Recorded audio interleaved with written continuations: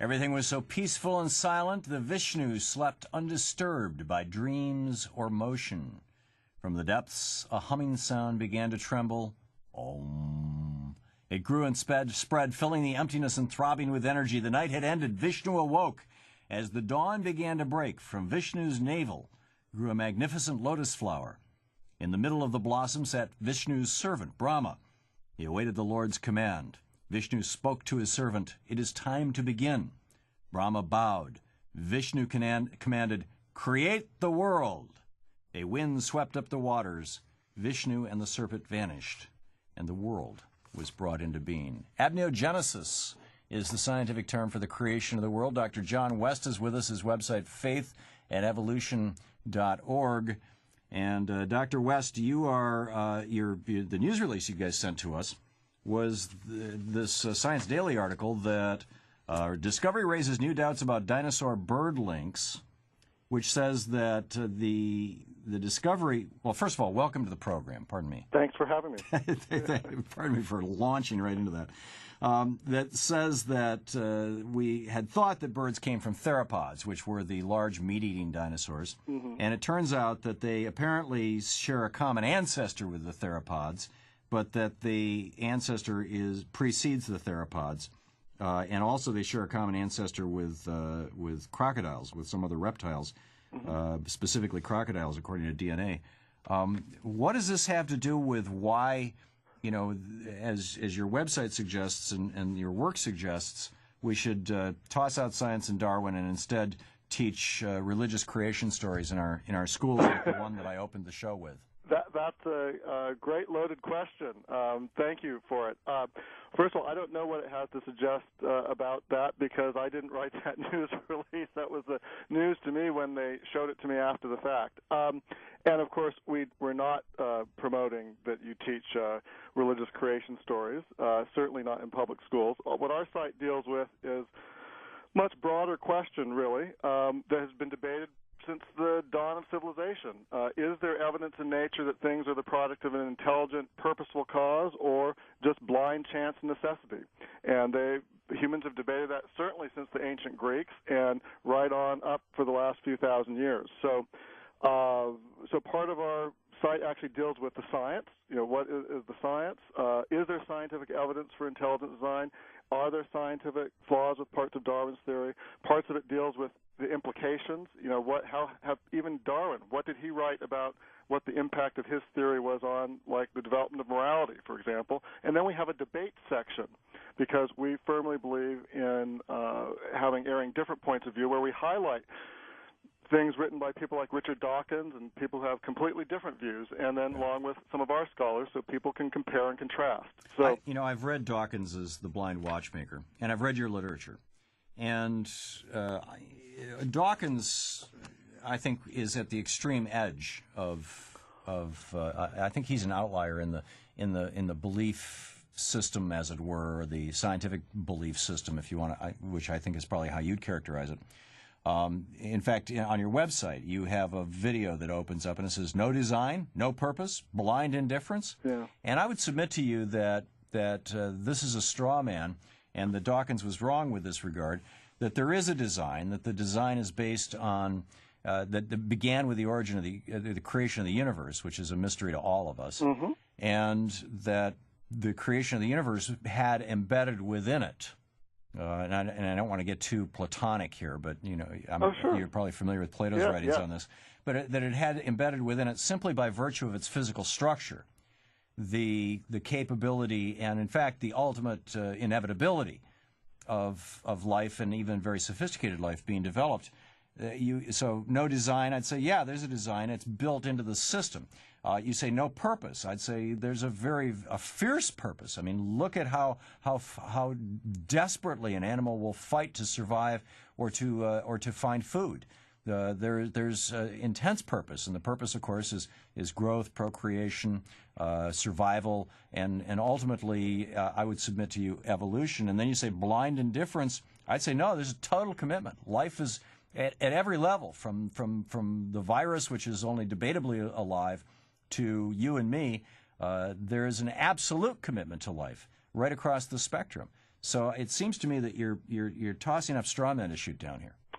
Well, it's surprising, I think, to most people. People like to claim that Dawkins is a straw man, but if you go elsewhere on our site, no, I'm not saying he's a straw man. I'm saying he's an outlier. Well, yes, except for if you look at the survey data, that shows just how prosaic his views are. Elsewhere on the site, you'll actually find an article that references a number of surveys of scientists, and particularly evolutionary scientists, done not by us, but by researchers at Cornell, researchers elsewhere, reputable surveys.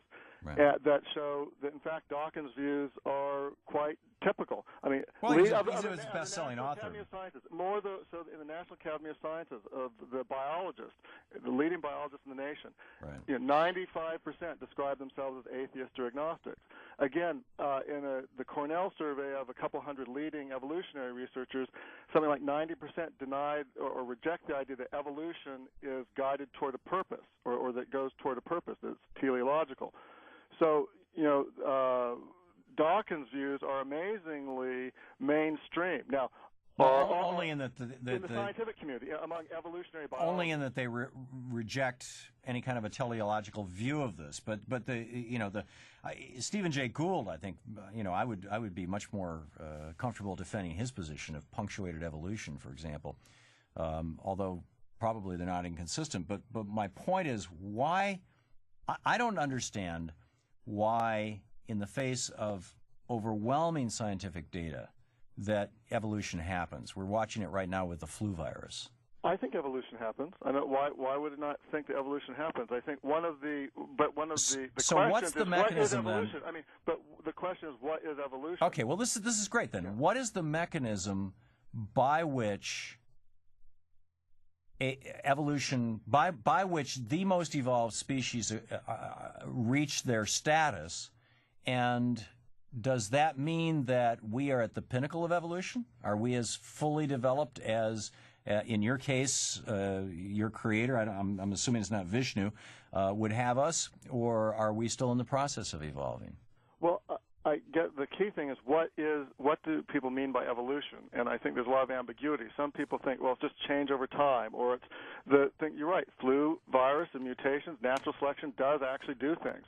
But Darwin's claim was more than just that, more than just that things go back to common ancestors, which it was the claim that you have this blind mechanism that focuses on, things that currently survive, physical survival, basically, reproduce more, and then, it's a blind, undirected process. So that's my point. If you're going to fight Darwin, you're fighting a guy who's been dead for 100 years. Fight Stephen J. Dawkins, who's only been dead for a decade. Called neo-Darwinism, the modern synthesis that came about in the 20th century that is still held, taught in the biology textbooks, that is, still held by most biologists, which is that the mechanism for the development of life, for evolution, is a blind process that can't choose for future function. And I do think that is a questionable scientific claim. And So then the question: are we at the end of evolution? Depending on what you mean by evolution, no. I mean, obviously things do change. So you think the human species will continue to evolve? Within natural selection and evolutionary processes certainly still continue to work. I don't think there's evidence that they produce the fundamental changes in the history of life. Is the world 6,000 years old? Nope, I think it's several billion years old. Okay, so that's one of the actually I think frustrating things about this debate, and yeah. I'm glad you're raising this question, is that often it's portrayed in the media that either you're a Bible thumper who believes things are 6,000 years old, or you accept science. Well, what do you think about Plato's notion? There's so many things between, and you're right, Plato. I think that Plato's Platonic idea of things that everything in the world is kind of a shadow of some idealized reality that exists, that pre-existed us. There was a school of biologists known as structuralists, and I actually happen to know an evolutionary biologist, Richard Sternberg, who came out of that school. And I'd say that is much more closer to the idea that there is design and something to which things are gravitating to, and that is completely sort of the neo-Darwinian synthesis, not just Darwin, but the general tenor of evolutionary biology. No, I agree that it is. And I don't. Let me be also clear. But I don't think that evidence for intelligent design proves that there's a Christian God. That takes a lot of arguments outside of science. Right, that's a whole different thing you're saying. Evidence of whether things gravitate toward a purpose, and that in itself is anti-Darwinian. Yeah, an interesting conversation. Faithandevolution.org is the website, Dr. John West. Thanks for dropping by today. Thanks for having me. Sure. It is 16 minutes past the hour. Was Plato right? Who knows? We'll be right back.